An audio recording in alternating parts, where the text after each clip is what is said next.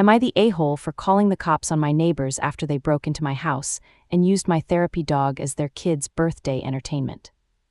Okay, so you need the full picture because I'm still shaking, and I swear to God if one more person tells me it's just a dog, I'm going to lose it. I live in a duplex in Edmonton, and my dog Moose is a certified therapy dog, not an emotional support thing you buy online like actual hospital ID badge, vests, training, the whole deal. We volunteer at the Stollery twice a week. He's also kind of the reason I'm still functional. My fiancé died 3 years ago. I had PTSD so bad I couldn't go to the grocery store, and my psychiatrist basically said, you either get a service dog or we're looking at inpatient. So Moose isn't a pet, he's my medical equipment that happens to shed. My neighbors Cara and Dave are on the other side of the wall. We've been driveway friendly for like 3 years. I've watered their plants when they went to BC for a funeral, shoveled their walk when Dave threw out his back, let their daughter Emma come over for 20 minutes twice when Cara had to do a grocery run. Emma's 6 and obsessed with Moose. She calls him the floof doctor. They've all been to the hospital with me once for Moose's therapy dog graduation. They know his deal. They know he has rules because sick kids are immunocompromised. They know he can't have people food, can't get overheated, can't be overworked. So on May 17th, I pick up a double shift because rent is rent. I'm gone 7 a.m. to 8:30 p.m. I do the whole routine before I leave because it was supposed to hit 29 degrees Celsius that day, and Moose has this thing the vet is monitoring where his back legs get weak in heat. So AC stays on, blinds closed, frozen Kong toy, water bowl full, deadbolt locked, the full deal. He hates being alone when it's hot because last summer the neighbors were doing fireworks and he panicked. But he couldn't come with me, it was too hot. I get home at 8:30 and immediately I know something's wrong because the house is silent. Moose meets me at the door every single day of his life. This time, nothing. The AC is off, the back sliding door is cracked open, his leash is gone. His water bowl is bone dry and there's like cupcake crumbs, or something like it, on the floor. I'm full on spiraling, running around the block screaming his name, and then I hear it. Music. Kids screaming.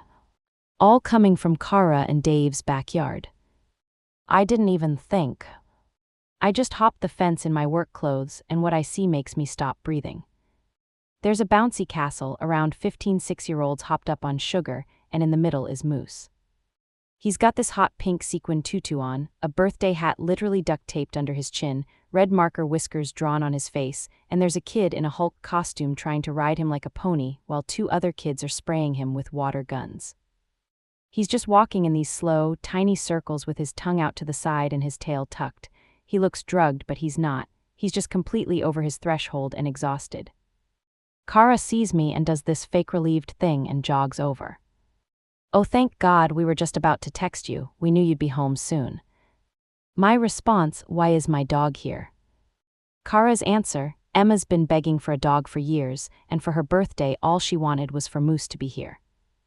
We figured it's just one afternoon. We used the key you gave us for the emergency last winter. He's been so good and the kids love him.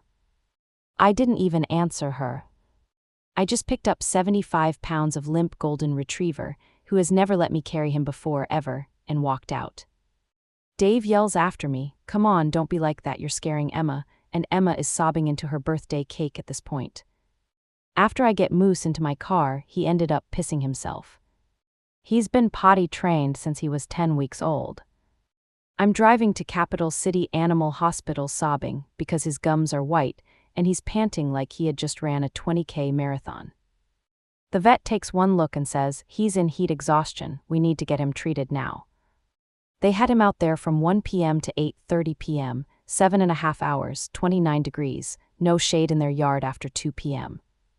No water because the kids kept tripping on the bowl, so Dave put it inside.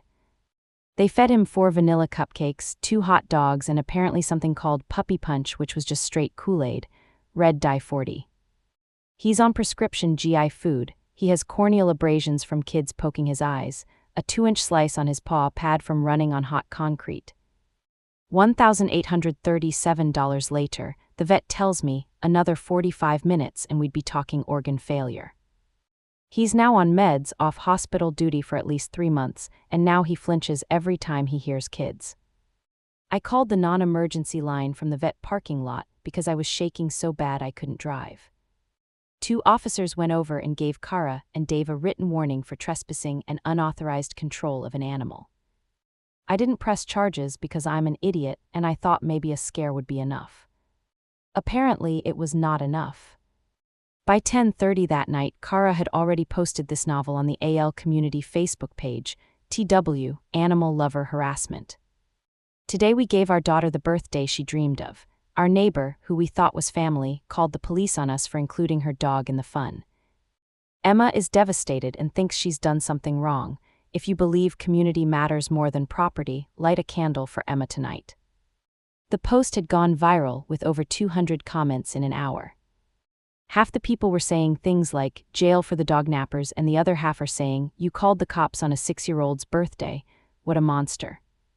Someone dropped my address in the comments, and someone else said Goldens are whores for attention. He probably loved it. I woke up Sunday to my garage spray painted with dog narc and a dozen eggs broken and covering my front door. Emma's grandmother is filming me from the sidewalk screaming about how I stole joy from a child. My mom calls me and not to ask if Moose is okay. She calls to tell me Kara's mom is in her book club and I've made things very awkward, and did you know Emma's grandfather died this year? That dog was the only thing she wanted. Oddly enough though, Emma's grandfather died 6 years ago, before she was even born. Then Dave shows up with a $25 PetSmart gift card, talking about how they're the bigger people and that I need to take my post down because I'm making his wife look like a criminal. He tells me, you're embarrassing my daughter, we were going to bring him back. You owe Emma an apology. I told him, your daughter is upset because you taught her that breaking and entering is a party game. He looked me dead in the eye and said, wow, I knew you were cold since your fiancé died, but I didn't know you were heartless. No wonder you need a dog to love you. It gets worse, though. Monday, I get pulled into my boss's office. Turns out Kara's sister works in HR at my company's head office. She filed a workplace violence complaint saying I aggressively repossessed a child's emotional support animal. Now I'm on unpaid leave, pending investigation. So not only have I lost Moose's hospital work, I've also lost my paycheck, and my PTSD is back full force because the one thing that kept me stable can't even do his job anymore because he shakes when he hears kids.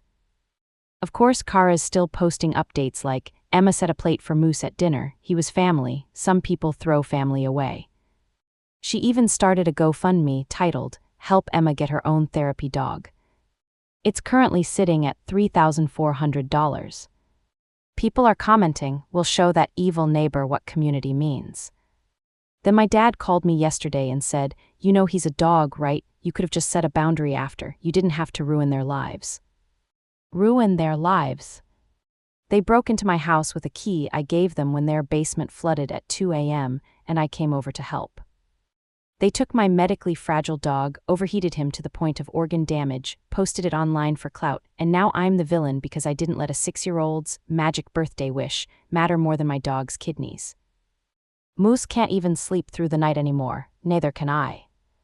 And every time I take him out to pee, Emma is at the fence crying, and I feel crazy for feeling bad about it, but I also feel crazy for not calling the cops over what seems to be deliberate harassment and guilt tripping. So Reddit, am I the a-hole? Because my entire block, my parents, and 1.2K strangers on Facebook seem to think I am. Thanks for watching. I hope you enjoyed that. Like and follow Whispering Woods Media for more, and let's explore the magic of storytelling together.